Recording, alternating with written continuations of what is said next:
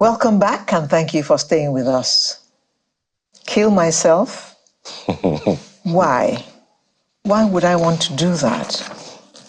You wake up every morning and you thank God for having slept well, and you thank God that you woke up this morning. You thank Him for life. So why would you then by afternoon decide you want to take your own life? Well, there are many reasons why people go into depression and actually consider ending it all. I've had enough. But they say it's a mental health issue. It has to be. So we have Chris Aboje here to talk to us about this and the incidence of depression. Poverty is driving more people into depression, which means that we're going to have more cases of suicide. Good morning, Chris, and welcome. Good morning. Always a pleasure to be here. Let me begin. Pleasure, but I'm not happy to talk about this at all. Well, it's yes. a very sad topic to be talking about. And depressing too. I get it. Let me start with this angle. People don't know this, but it is said that it is a crime to attempt to kill yourself. Oh, yes. Well, is it not my life? And I don't want it anymore. Is it by force? Well, it sounds funny. But yes, I think, again, the Lunacy Act of 1958, if I'm correct, actually says that it's a crime to... 1958? Yes. You mean they've been committing suicide since that time? Even before then. Suicide is as old as mankind. Judas committed suicide. What are you talking about? Judas is different. Okay, so first, we need to realize that, yes, people who, maybe made up that act were not so informed. The good thing is that we have a bill that was passed in January this year, even though it doesn't speak specifically about suicide, but it talks about protecting the human rights of people with mental health conditions. And so if we can look at suicide as a mental health concern, then we need to really protect them instead of criminalize them as what the previous law did. Is it a mental health issue? Oh, yes, it is. Nobody would think of ending their own life except as a problem, except as a challenge. I find that, forgive me, it may sound a little cynical, but I find that sometimes hard to believe. You talked about poverty and the rest of them. I found that it's not the same reason. I heard the story, for instance, of an individual who grew to the highest, perhaps even to the presidency level. He wasn't president, but he was working, with the head of government in one of these highly developed countries, and woke up one day and decided, is that all there is to it? And then he went and committed suicide. Robin Williams killed himself. He was a very successful actor. Exactly. Okay. So why would that? I mean, it's not a function of... It's not poverty. It's not poverty. Well, so that's one of the reasons why it's a mental health concern. So when you think about mental health, think about the way you think, the way you feel, and how you respond. That's basically what mental health is all about. But before I go on, I need to really talk about the use of words like killing yourself, for example. We talked about criminalizing it. When you use words like that, it almost, fits into that criminal nature that you're doing something wrong. Well, isn't that what it is? But no, we would probably use the word someone attempts suicide, for example, rather than even saying someone committed suicide or someone killed themselves or someone died by suicide. Right? Okay. So you either attempt, you have thoughts of suicide, or you died by suicide. Again, that helps us understand that they are victims and they are not necessarily criminals in that sense. Oh. Now, speaking of why people would, attempt suicide, there are many reasons. Mental health concerns could be one of them. Another reason for me, and this is more of experiential in my practice, I have seen people attempt suicide and then come into therapy, after a period of time, come back to you and ask you the same question, which is, why was I trying to end my life? right? I've seen that. In fact, there's a simple joke about the person who wanted to attempt his life, went into the forest, hung the tree, and saw a python, and then ran after the the python eats you, and you so gotta put an end to it. It's funny, but it gives us that idea that many people who attempt suicide do not do it from a conscious state or a totally deliberate state. And so my theory, and this is from experience and practice, is that many people who are suicidal get to a point where they are stuck. Right? They are stuck mentally. Now, it doesn't have to, you might be looking at it from the external perspective and say, hey, you can fix this. But at that point where they are, they feel there's no way out. Now, what I also have seen in experience is that nobody wakes up one morning and just thinks of ending their life. Usually it grows, right? So it starts with something like, why am I here? Or what can I do to fix this? How do I deal with this? And then it keeps on evolving. When they can't find a way out, it keeps on evolving. What if I wasn't here? What if I could just leave this sin? And then what if I could just end my life, right? So it's usually a progression that eventually gets to the point where suicide becomes the option for that person. But we know that it's not the only option. And so our job is to help them see things from a different perspective and help them fix whatever challenges makes them feel stuck. Yes. The scary part for me is the fact that it is not just circumstantial. So people could actually be in that sphere and not even know that they are being suicidal, right? Oh, yes. Okay. Some people can. At what point does anyone need to begin to recognize? What are the telltale signs, subtle or prominent or pronounced, that will make someone know that this fellow is suicidal? Okay, so suicide can be the reason, can result from many things. Mental health concerns like depression, for example. But we say that depression is not the only thing that leads to suicide. So someone can be suicidal and not be depressed, right? Substance use also can lead people to being suicidal. But some of the signs that you should look out for is things like they begin to talk about death. For example, it's begin to talk about how meaningless life is, or they begin to ask questions about the meaning of life. In some cases, you could see some people begin to withdraw. That could also give you a hint. It's not necessarily a guarantee that the person who withdraws is suicidal, but again, that's one of the signs that we see is social withdrawal, loss of interest in things they used to love doing before. They start to talk about it and plan about it, so they could go online and start to research. Oh, if I were to die, well, how would I? What's the best way? What's the simplest way? Something like that. People do research such things. Yeah, they do research that. So, I've had clients who tell me, I've researched 1,000 ways to die, or, 10 ways to die. And there's a movie, I think, like that. And that would also be that person's kind of favorite movie. They usually are attracted to dark themes in terms of stories, negative stories, things that are not so pleasant. And if you were to look at the person's DM, for example, it would give you a hint. So either a tear, someone crying, or just a dark, things like that tells us that the person is in a mentally, stuck state.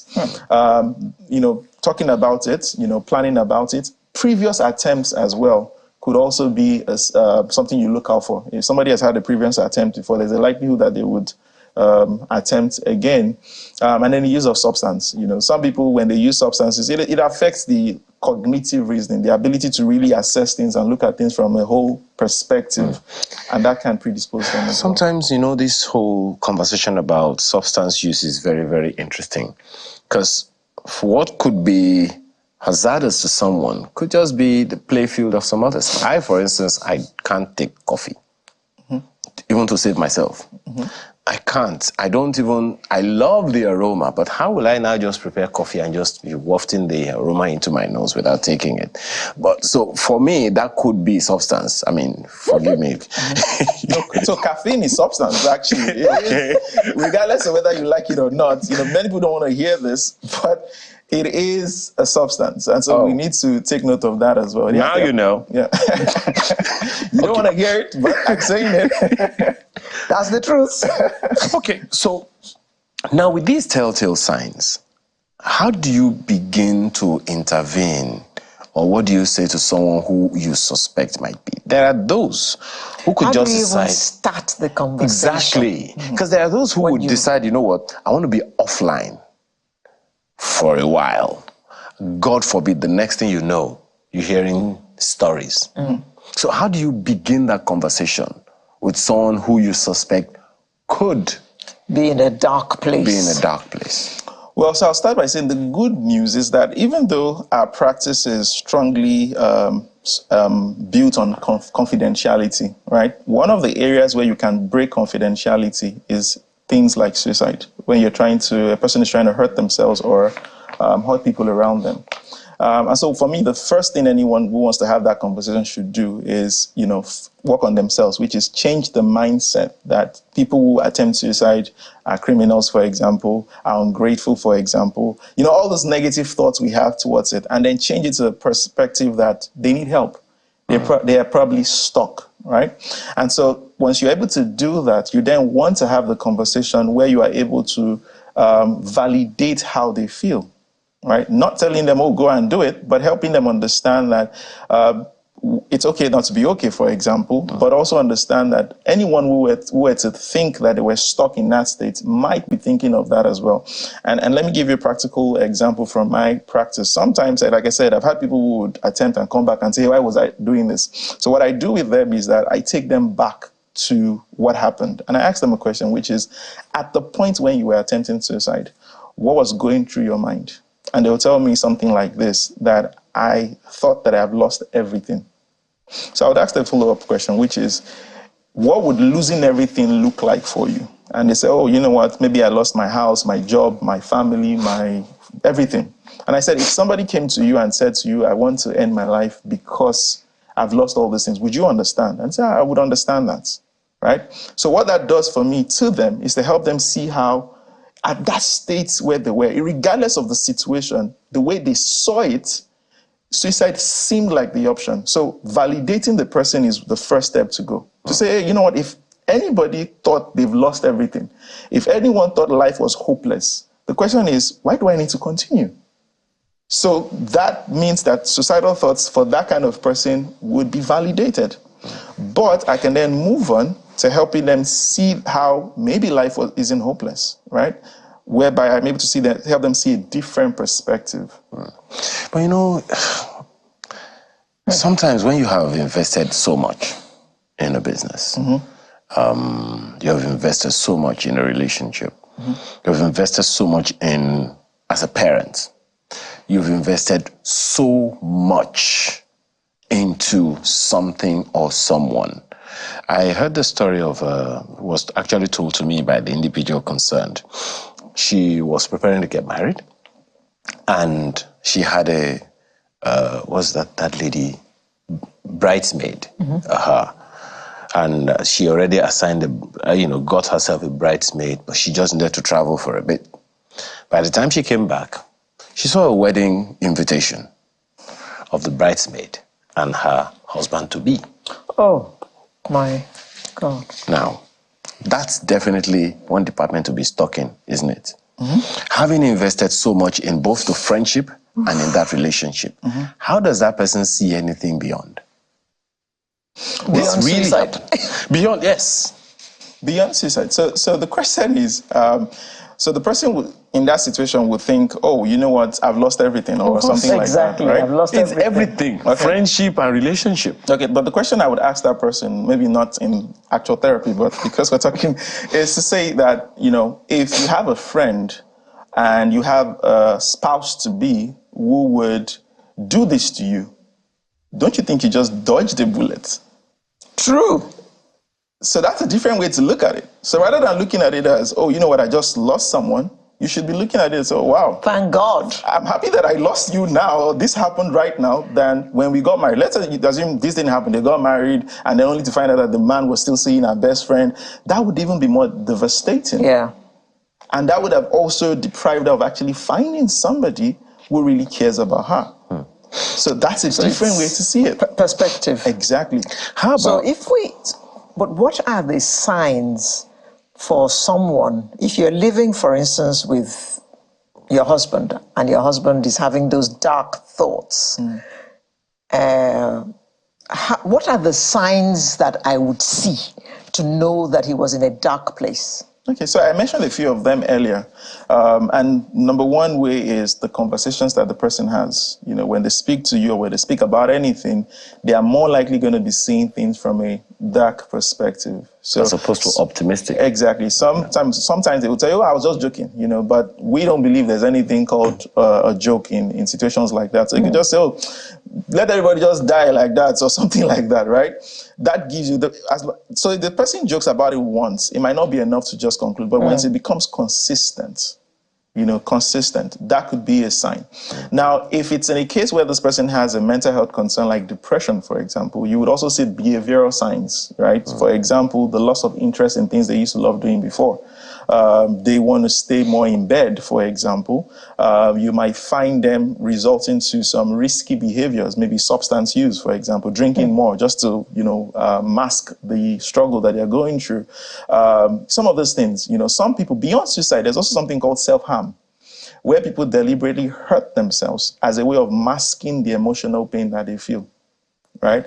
So you see this mostly with teenagers, cutting themselves. Those are ways that, and when you speak to them, they will tell you it helps to numb the emotional pain. Now, before you look that way, there is a science behind it. The physical pain. Exactly. Dulls the emotional pain. Yes. There's a science behind it. The science behind it is that when you experience physical pain, your body secretes a chemical called endorphins. Endorphins are like the natural form of opiates, pain relievers. So that pain reliever creates a pleasurable feeling. But the challenge here is that it's only temporal. So after numbing the pain, see the way I'm looking at you. You are conscious and the problem is still there. The problem is still there. Exactly. So our job is to teach people how to, be more solution focused. Okay. One of that escaping. Yeah. One of that thing that could be responsible for this would be grief. Oh yes, yes. And I have just come to this understanding that grief is not just the loss of someone. Mm-hmm. You could grieve the loss of a job. You could grieve the loss. You could grieve the loss of something you hold very, very precious, like your phone or iPad, or your diamond. Yeah. Or your shoes. Or your shoes. Telling you, right? Or your shoes. Yeah. Did you hear that? Shoes. Anything you lose that holds value to you could take you through the grief experience, which could lead to suicidal thoughts. Exactly. So grief is actually a healing process. Chris. Yes. Move on. Get off the ground and move on. You still have life. What else? What else do you want? It's easy for you. So this is what we're trying to change, actually, because there are some people that can speak the way you're speaking because of the experiences you've had, but not everybody can. And that's what leads to some people, being stuck in that state. Our job is to, with empathy, and being non-judgmental, guide them through that experience. Can you speak to someone right now and just tell them they need to get out of that rut, no matter how slowly, but surely deliberately? Well, so yes, I would say that for anyone here anyone out there who is experiencing suicidal thoughts, I would say to you first that your emotions, your experiences validated. But I also would want to mention that even though you're having those thoughts, it didn't start that way. And these thoughts are just your mind's way of calling your attention to something that you need to fix. You must have been trying to do this and it looks like there's no way out. But maybe that's because you're trying to do it alone. And so helping or reaching out to someone to help you or to guide you through that process might just be what gets you out of that phase. You need to know that you're not a criminal, but there are people out there that are trained to help you through this experience. Thank you. Thank you very much, Chris. Some say that the true test of character is when you fall, just get up and move on. When you fall, it is not the end of the world. It is not the end of your life.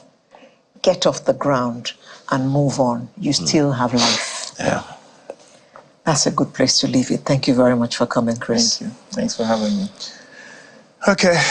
So, you're still... Okay, while she is still reeling from that one, we'll be right back for the home stretch. Do stay with us.